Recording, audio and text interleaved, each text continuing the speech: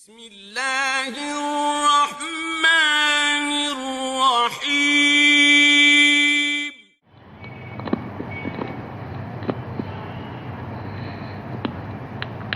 السلام علیکم ورحمۃ اللہ وبرکاتہ۔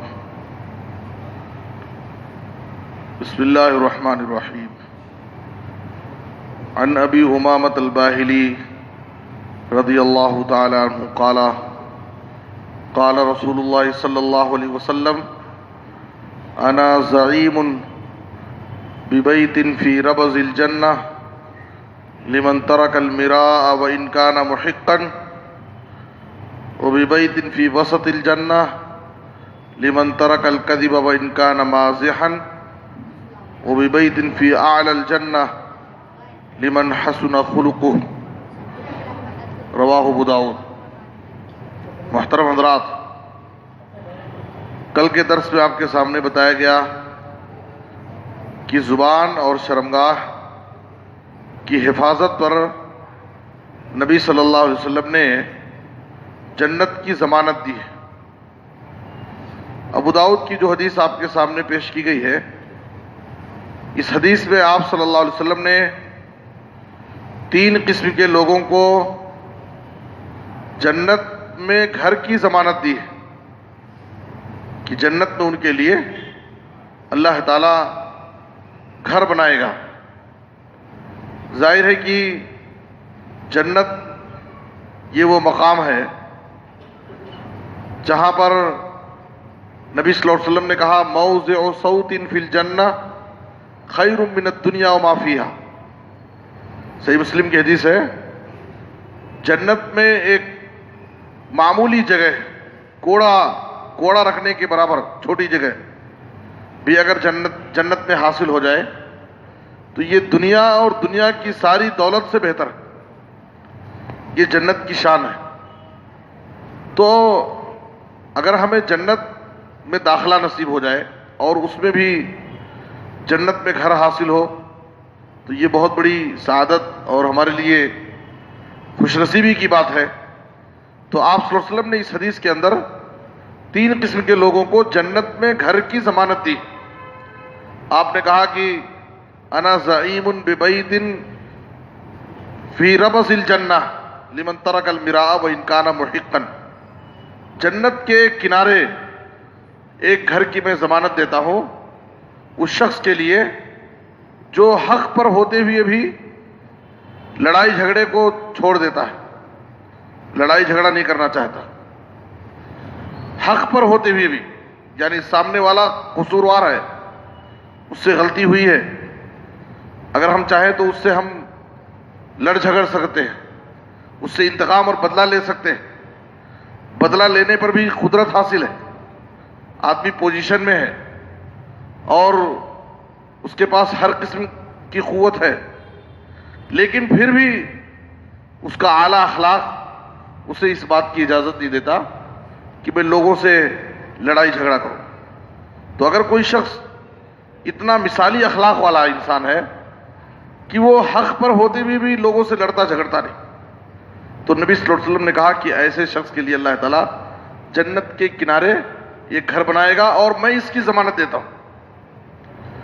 آج معاملہ دیکھیے کیا ہے، حق پر ہوتے ہوئے بھی لڑائی جھگڑا نہ کرنا یہ مومن کی صفت ہے، معاف کر دینا۔ ناحق آدمی لوگوں سے لڑ جھگڑ لیتا ہے، حق پر ہوتے ہوئے نہیں، ناحق سامنے والے سے آدمی لڑ لیتا ہے۔ اور کچھ لوگوں کا تو حال یہ ہے کہ چھوٹے چھوٹے مسئلے پر لڑائی جھگڑا کر لیتے ہیں، اور ایسے لوگ جو بہت لڑاکو ہوتے ہیں، جھگڑالو انسان، ایسے لوگ اللہ کی نظر میں بڑے مبغوض انسان ہیں، بڑے ناپسندیدہ لوگ، جو لوگوں سے بات بات پر جھگڑتے ہیں۔ آپ صلی اللہ علیہ وسلم نے کہا، صحیح بخاری اور مسلم کی حدیث میں، ابغض الرجال الی اللہ الالد الخصیم۔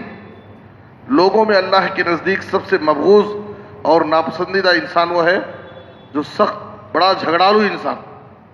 تو اس لیے ہمیں لوگوں سے لڑائی جھگڑا کرنے کے بجائے اگر کبھی ایسا موقع آ جائے تو بھی ہم لڑائی جھگڑا نہ کرتے ہوئے سامنے والے کو معاف کر دیں اور ہم اس کو لڑائی جھگڑے کو چھوڑ دیں، تاکہ ہمیں نبی صلی اللہ علیہ وسلم کی یہ بشارت حاصل ہو۔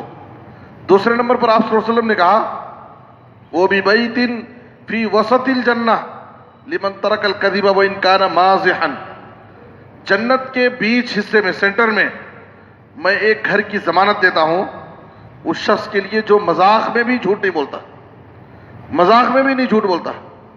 ظاہر ہے کہ کچھ لوگ ہنسی مذاق میں جھوٹ کو حلال کر لیتے ہیں، اپنے لیے جائز سمجھتے ہیں، اور اس پر ان کی توجہ نہیں ہوتی۔ وہ یہ سمجھتے ہیں کہ جان بوجھ کر کے سیریس ہو کر کے جب ہم جھوٹ بولیں گے تو وہی جھوٹ ہے، مذاق میں جھوٹ چلا لیتے ہیں۔ تو جھوٹ جھوٹ ہے، چاہے آدمی مذاق میں جھوٹ بولے یا جان بوجھ کر کے سنجیدہ ہو کر کے جھوٹ بولے۔ بلکہ کچھ لوگوں کا حال یہ ہے کہ ہنسی مذاق میں، دوستوں کی مجلسوں میں لوگوں کو ہنسانے کے لیے اور مجلس کو گرمانے کے لیے جھوٹی کہانیاں سناتے ہیں، جھوٹے واقعے بولتے ہیں اور جھوٹی باتیں پیش کرتے ہیں تاکہ لوگ ہنسیں میری بات سن کر۔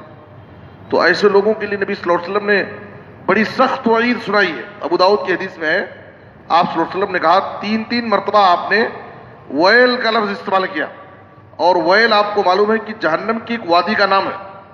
آپ نے کہا ویل للذی یحدث فیکذب لیضحک بہ القوم ویل لہ ویل لہ، ویل ہے اس شخص کے لیے جو لوگوں کو ہنسانے کے لیے جھوٹ بولتا ہے، ایسے شخص کے لیے ویل ہے، ہلاکت ہے، تباہی ہے، جہنم کی وادی ہے۔ تو اس لیے ہمیں ہر حال میں سچائی کو لازم پکڑنا چاہیے، سچ بولنا چاہیے، اور کسی بھی حال میں ہم جھوٹ سے بچیں، جھوٹ نہ بولیں۔ اس سے انسان سماج میں بھی اس کا وقار مجروح ہوتا ہے اور لوگوں میں اس کا اعتماد چلا جاتا ہے، لوگ اس پر بھروسہ نہیں کرتے ہیں کہ یہ آدمی جھوٹا ہے، کبھی بھی جھوٹ بول سکتا ہے۔ سچا انسان دیکھیے لوگوں میں بھی وہ محبوب رہتا ہے اور اللہ کے نزدیک بھی وہ محبوب ہوتا ہے، دنیا میں بھی اس کو عزت حاصل ہوتی ہے، اللہ کے نزدیک بھی اس کو کامیابی حاصل ہوگی۔ اس لیے ہم ہر حال میں اپنی زندگی میں سچ بولیں اور جھوٹ سے بہت دور رہیں۔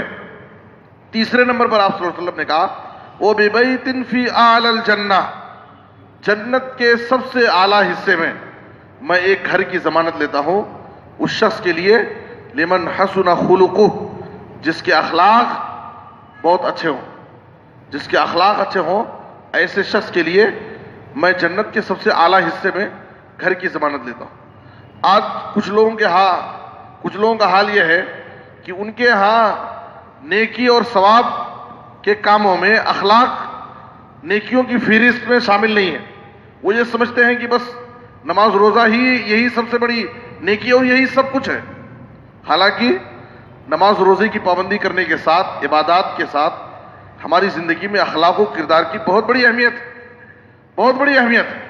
بلکہ آپ صلی اللہ علیہ وسلم نے کہا ابو داؤد کی حدیث میں ان المؤمن لیدرک بحسن خلقہ درجۃ الصائم القائم، ایک تہجد گزار اور روزے دار جو نفل روزے کا پابند ہے، قیام اللیل کا اہتمام کرتا ہے، اس شخص کے درجے کو حاصل کر سکتا ہے ایک مومن اپنے اخلاق کی وجہ سے۔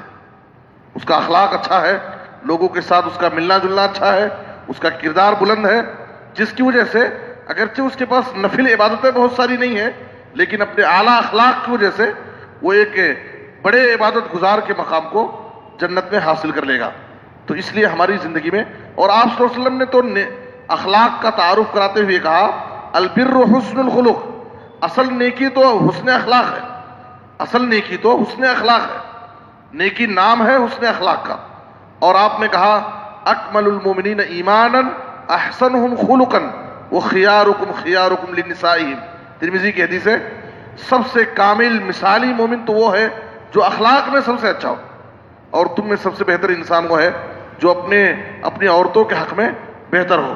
اور اخلاق کا معاملہ کیسا ہے، جو لوگ اخلاق ہم کیا سمجھتے ہیں کہ ہمارے اپنے لوگوں کے ساتھ اخلاق ہمارا اچھا ہونا چاہیے، نہیں، نبی صلی اللہ علیہ وسلم نے جہاں اخلاق کی تعلیم دی ہے وہاں سماج کے ہر طبقے کے ساتھ ہمارا اخلاق اچھا ہونا چاہیے۔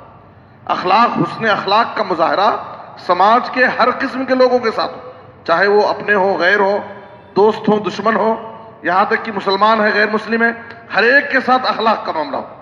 آپ صلی اللہ علیہ وسلم نے کہا وَخَالِقِ النَّاسَ بِخُلُقٍ حَسَنٍ، یہاں پر دیکھیے یہ نہیں کہا کہ تم مسلمانوں کے ساتھ، مومنوں کے ساتھ حسن اخلاق کا مظاہرہ کرو، اچھے اخلاق سے پیش آؤ.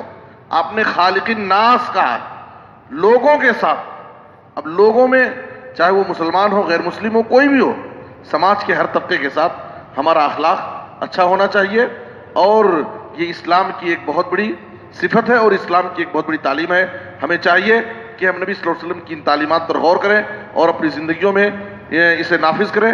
اللہ ہم سب کو حسن عمل کی توفیق دے. آمین. تقبل یا رب العالمین. صلی اللہ علیہ نبینا محمد و آلہ وصحبہ اجمعین.